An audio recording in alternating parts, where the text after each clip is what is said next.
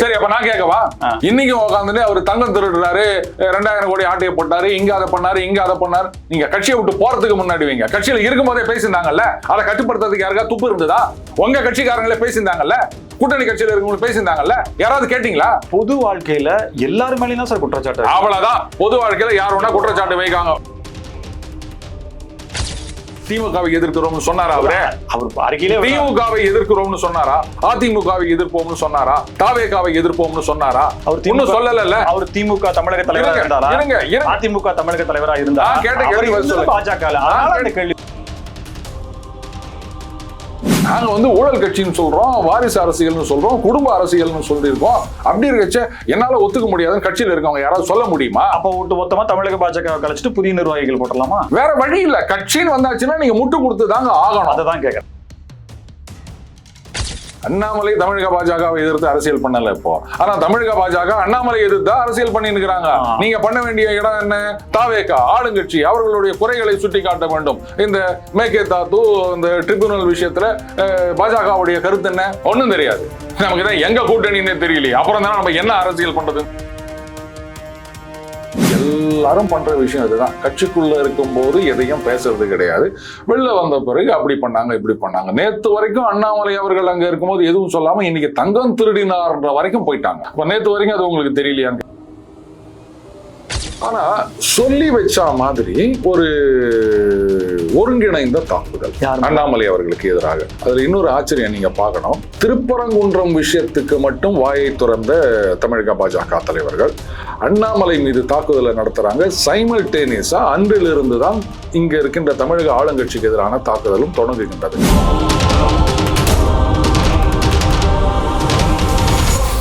Spectrum Tamil நேயர்களுக்கு வணக்கம். நம்மோடு அரசியல் விமர்சகர் டெய்லி பஞ்ச் அருண் இருக்கிறார். பேசலாம் சார். வணக்கம். வணக்கம் ராம்ஸ். பாஜகவிலிருந்து விலகி சென்றவர்கள் அண்ணாமலை அவர்கள்ட்ட சேர்றாங்களோ இல்ல வேற பாஜக இருந்து விலகி சென்றவங்களோ பாஜகவை கடுமையா சாடுறாங்க.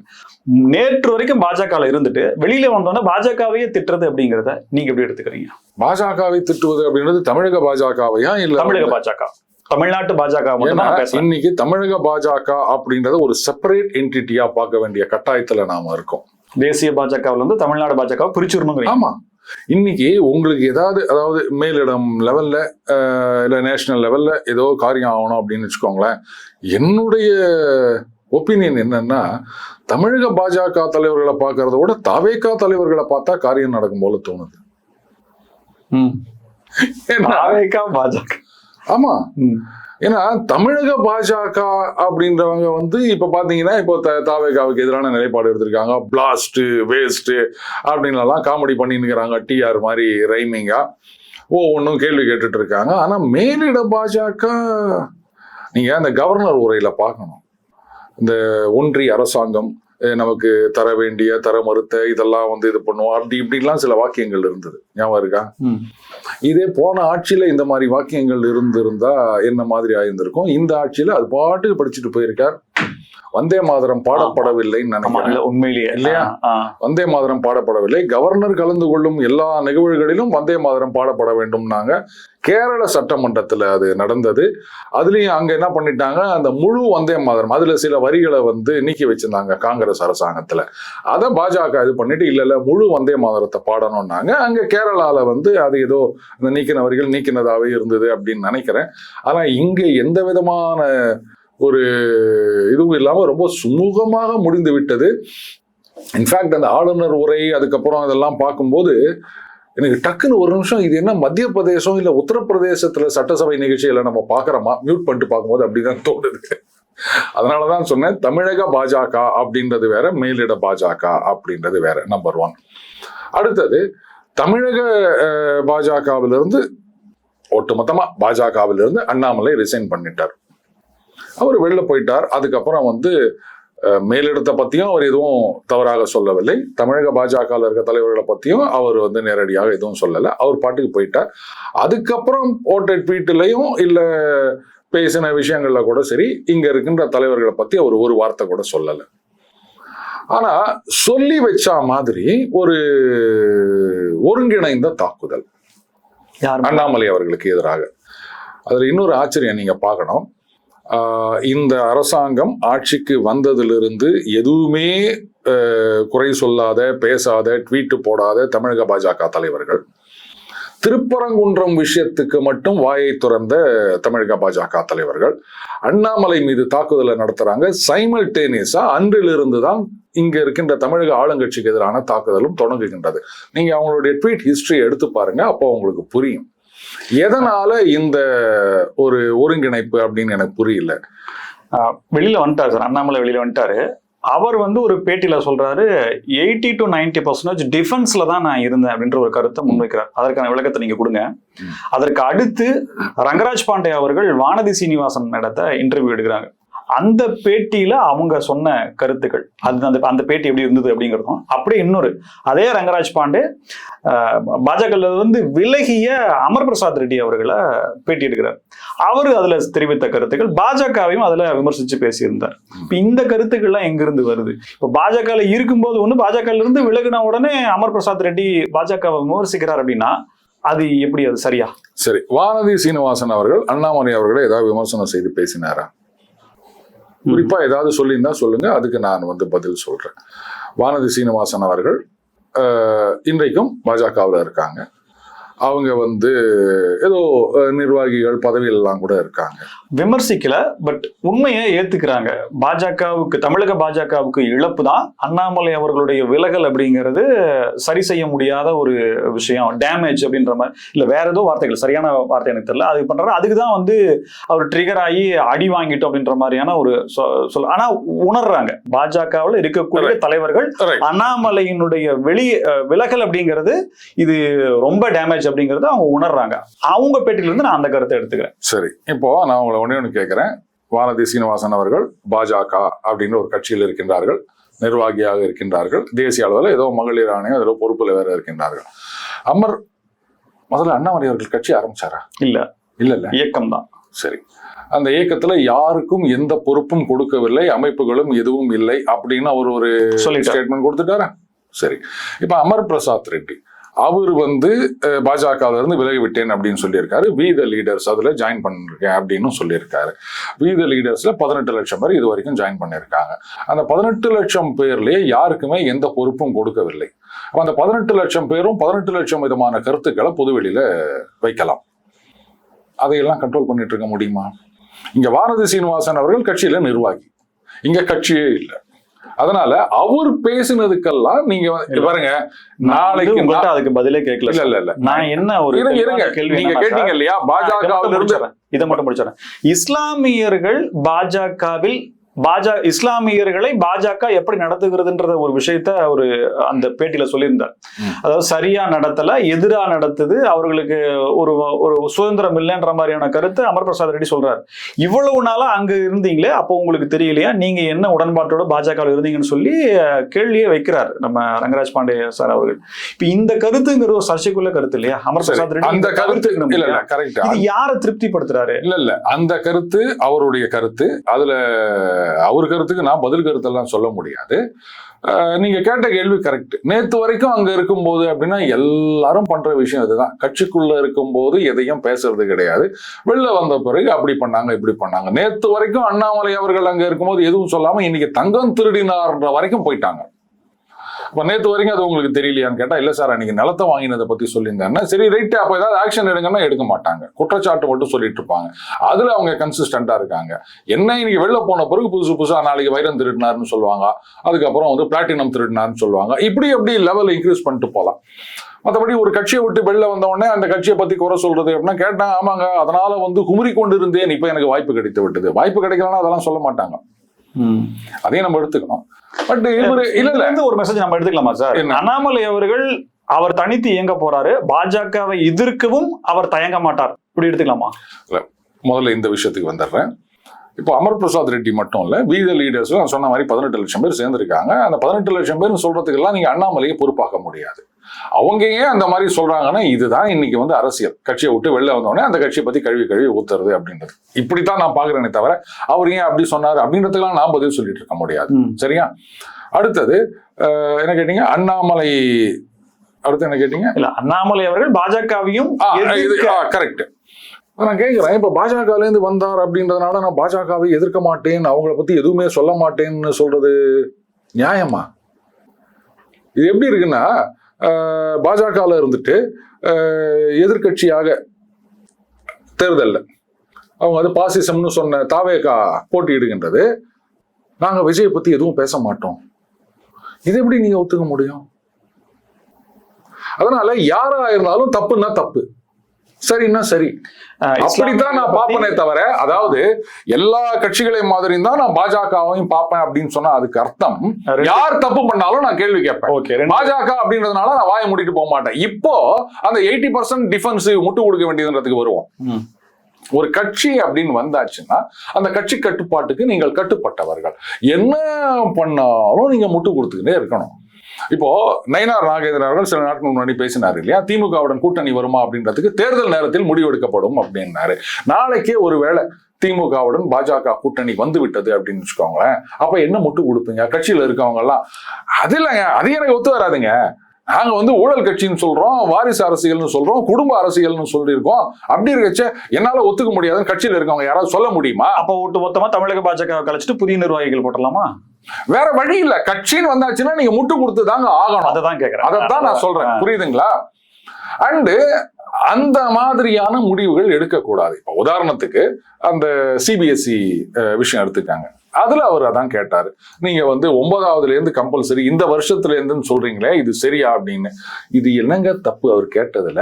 அப்ப இந்த மாதிரி நீங்க முடிவெடுத்திருக்க கூடாதுல்ல. அதிகாரிகள் எதோ முடிவெடுத்துக்கிறாங்க, அமைச்சர் இதெல்லாம் கண்ட்ரோல் பண்ணாம இருந்தாருன்னு சொன்னா அப்போ டேமேஜ் யாருக்கு? ஒட்டுமொத்தமா பாஜகவுக்கு தானே. இந்த நீட் எக்ஸாம்ல அந்த ஏர்ஃபோர்ஸ் வச்சு பண்றாங்க அப்படின்னு சொல்லிட்டு கொஸ்டின் பேப்பர் டிஸ்ட்ரிபியூஷன்ல அதான் ஒண்ணு வேணாம். உங்க ஸ்கூல்ல ஒரு பிரைவேட் ஸ்கூலுங்க 8வது எக்ஸாம் நடக்குது, ஒரு இது கொஸ்டின் பேப்பர் லீக் ஆயிடுச்சுன்னு சொல்லிட்டு உடனே அங்க ஸ்கூல் HM போயிட்டு போலீஸ்ல போயிட்டு, ஐயா நீங்க கொஸ்டின் பேப்பர் பாதுகாப்போட வாங்க அப்படின்னு சொன்னா மேனேஜ்மெண்ட் பார்த்துட்டு, ஏன்னா ஒரு கொஸ்டின் பேப்பரை கூட ஒழுங்கா வச்சுக்க துப்பு இல்ல, போலீஸை கூட்டிட்டு வந்து நிக்கிற, நீ உனக்கு எல்லாம் ஒரு HM பதவி கேடா அப்படின்னு சொல்லிட்டு தூக்கு வாங்கலாம் மாட்டாங்களா? கண்டிப்பா. அவ்வளவுதான் நான் சொல்றேன்.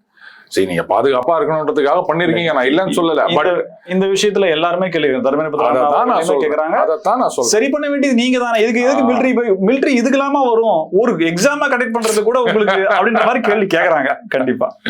சோ இதுதான் நான் சொல்றேன். இப்போ நீங்க எல்லாரையும் ஒரே மாதிரி பாப்பேன்னா இதுதான் அர்த்தம். யார் தப்பு பண்ணாலும் கேள்வி கேட்பான். பாஜக தப்பு பண்ணிச்சுன்றதுக்காக அது என்னுடைய தாய்க்கழகம், நான் கேள்வி கேட்க மாட்டேன் அப்படின்னு இருந்தா அது மக்களுக்கு செய்கின்ற துரோகம். உங்களுடைய கேள்வி, உங்களுடைய அரசியல்ன்றது மக்கள் நலன் சார்ந்து இருக்கணுமே தவிர அது என்னுடைய தாய் கழகம், எனக்கு முதல்ல அவங்க போஸ்டிங் கொடுத்தாங்க அதனால நான் அவங்களை எதிர்த்து எதுவும் பேச மாட்டேன் அப்படின்னு சொன்னா அப்ப நீங்க மக்களுக்கு விசுவாசமாக இல்லைன்னு அர்த்தம். அமர் பிரசாத் சிறுபான்மை மக்கள் பற்றி அந்த ஒரு கருத்துக்களை தெரிவிக்கிறாரு. அப்பவே அவர் ஒரு கேள்வி கேட்கிறாரு, நீங்க பாஜக இருந்த போது ஏன் அதை உணரலையான்னு சொல்லி கேள்வி கேட்கிறாரு. இந்த கருத்து 18 லட்சம் பேர்த்துல ஒருத்தர் அப்படிங்கிறது உங்களுடைய பதிலா இருக்கு. Point number 1. இப்ப இதுவே அண்ணாமலை பாஜகவை எதிர்க்க மாட்டாருன்னு எந்த இடத்துல சொன்னார் அப்படின்னு சொல்றீங்க அப்படின்றா. இப்ப இது ரெண்டுமே மேட்ச் ஆகலையே. இப்ப என்னன்னா, தனக்கு தேவையான கருத்துக்கள் வரும்போது எடுத்துக்கிறாரு, தன்னுடைய ஆதரவாளர்கள் யாராவது கருத்து பேசினாங்க அப்படின்னா அது பி தி லீடர்ஸ் கருத்து இல்லை அப்படின்ற ஒரு பதில் வருது அப்படின்னா இது எப்படி? இல்ல இப்போ வி தி லீடர்ஸ்ல இருக்க யார் பேசின கருத்தை இதை நான் ஆதரிக்கிறேன் அப்படின்னு அவர் சொல்லியிருக்காரு. இது வரைக்கும் வி தி லீடர்ஸ்ல நான் சேர்ந்துட்டோம்னு சொல்லிட்டு யாராவது ஏதாவது ஒரு கருத்து போட்டு இந்த கருத்து எங்க இயக்கத்தின் கருத்துன்னு ஏதாவது சொல்லிக்கிறாரு? அவர் பேசுறது மட்டும்தான் கருத்து. இன்னைக்கு வி தி லீடர்ஸ் அப்படின்னா அதனுடைய ஒற்றை முகம் அண்ணாமலை அவர்கள் மட்டும்தான்.